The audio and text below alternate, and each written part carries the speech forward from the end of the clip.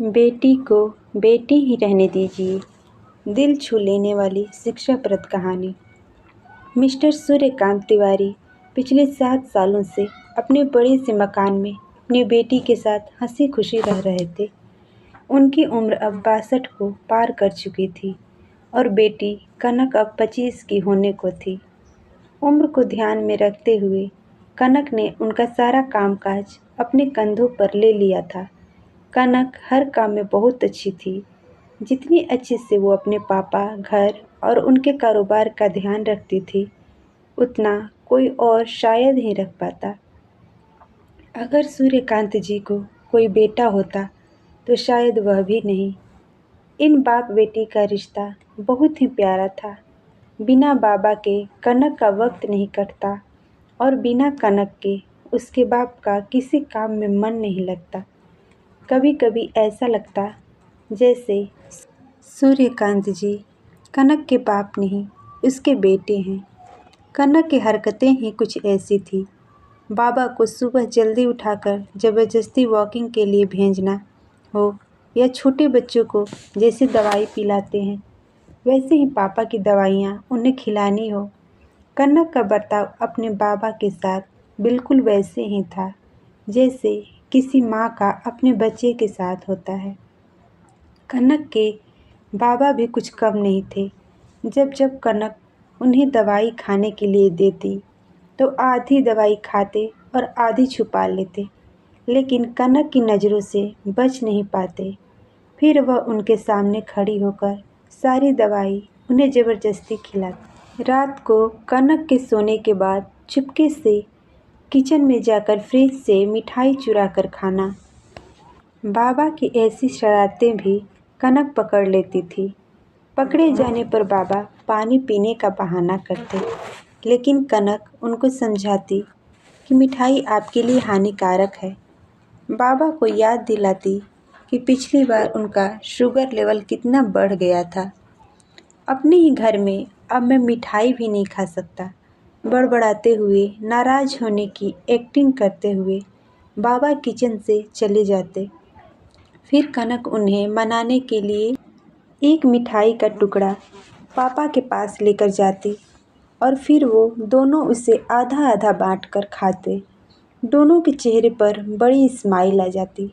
बस ऐसे ही दोनों की ज़िंदगी हंसी खुशी कट रही थी। उनका घर बहुत बड़ा था, उसमें कई कमरे थे, इसीलिए उन्होंने सोचा कि एक किराएदार रख लिया जाए। पैसों के लिए नहीं, बल्कि कनक के ऑफिस जाने के बाद अकेले रह रहे सूर्यकांत जी को थोड़ा सा ही सही किसी का साथ मिल जाए, इसलिए जल्दी ही एक किराएदार फाइनल हो गया।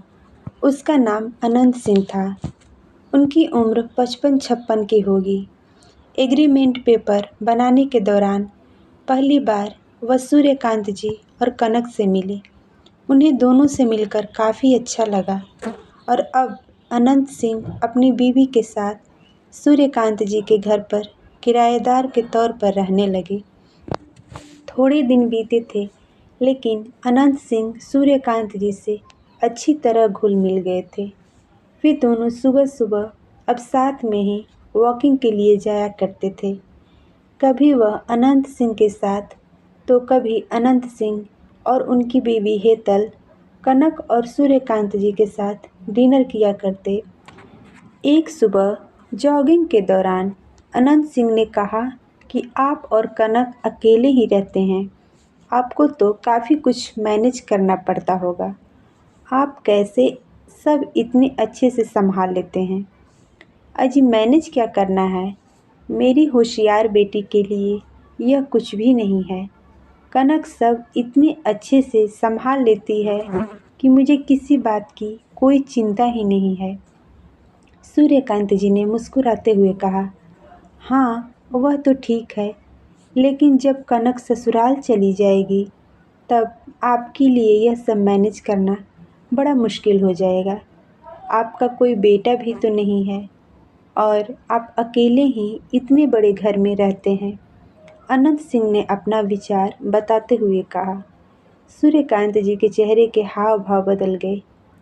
वह अनंत सिंह से कुछ कहना चाहते थे लेकिन कहा नहीं और बात बदलने के लिए उनसे पूछा, खैर वो सब जाने दीजिए, आपके कितने बच्चे हैं?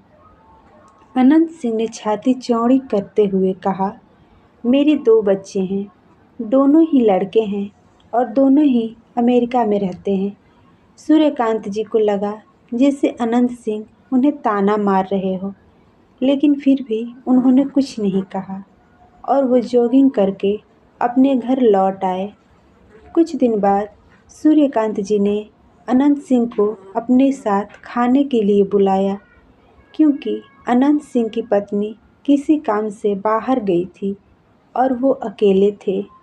अनंत सिंह, सूर्यकांत जी और कनक डाइनिंग टेबल पर बैठकर खाना खा रहे थे। पहला निवाला खाते ही अनंत सिंह ने खाने की तारीफ करते हुए कहा, कनक बेटा, तुमने आज खाना बहुत अच्छा बनाया है। सूर्यकांत जी ने गर्व महसूस करते हुए कहा, हाँ, मेरी बेटी बहुत अच्छा खाना बनाती है। अनंत सिंह जी बोल पड़े, यह तो बड़ी अच्छी बात है, इसके ससुराल वाले बड़े खुश रहेंगे। कनक उनसे कुछ कहना चाहती थी लेकिन सूर्यकांत जी ने उसे रोक दिया और बात बदलने के लिए कनक से पूछा, कारोबार कैसा चल रहा है? कोई दिक्कत तो नहीं हो रही? कनक ने कारोबार की सारी जानकारी और स्थिति अपने पापा को बताई, जिसे अनंत सिंह भी सुन रहे थे और वह प्रभावित होकर बोले, वाह कनक बेटा, मानना पड़ेगा, जिस तरह से तुम सारा कारोबार संभाल रही हो, तुम सूर्यकांत जी की बेटी नहीं, बेटा हो बेटा। अब सूर्यकांत जी से रहा ना गया। उन्होंने कहा, पता नहीं क्यों आप सभी लोग बेटी को बेटी के साथ कंपेयर करते हो। ऐसा एक भी काम या एक भी फील्ड बताइए जिसमें बेटियों ने अपना नाम न बनाया हो। अरे, आसमान में प्लेन उड़ाने से लेकर देश के सर्वोच्च पद पर बैठकर देश चलाने तक बेटियों ने हमेशा अपने आप को साबित किया है, लेकिन आप लोग अभी भी उनकी तुलना बेटों से ही करते रहोगे। होते होंगे बेटी सबके लिए ज़्यादा इम्पोर्टेंट, मेरे लिए तो मेरी बेटी ही सबसे बढ़कर है और मैं यह फ़ख्र से कह सकता हूँ, जो मेरी इस बेटी ने मेरे लिए किया है, जितना प्यार मुझे दिया है, उतना दुनिया का कोई भी बेटा नहीं दे सकता। चलिए, मैं आपसे ही पूछता हूँ, आपके 2 बेटे हैं ना? बताइए, साल में आपसे कितनी बार मिलने आते हैं? अनंत जी सिंह जी, दुनिया बदल चुकी है, अब आप भी बदल जाइए। बेटी को बेटी ही रहने दीजिए, उसे बेटा बनाने की कोशिश मत कीजिए। दोस्तों, इस कहानी का एक छोटा सा सारांश यह है कि आप जब भी किसी बेटी का सम्मान करेंगे तो एक बेटी की तरह ही करना। ऐसा कभी मत कहना कि तुम बेटी नहीं बेटा हो। दोस्तों, ये कहानी आपको कैसी लगी कमेंट में ज़रूर लिखें और कहानी पसंद आई हो तो कहानी को लाइक करें, शेयर करें और पहली बार हमारे चैनल पर आए हैं तो सब्सक्राइब ज़रूर करें। कहानी को अंत तक देखने के लिए आपका बहुत बहुत धन्यवाद।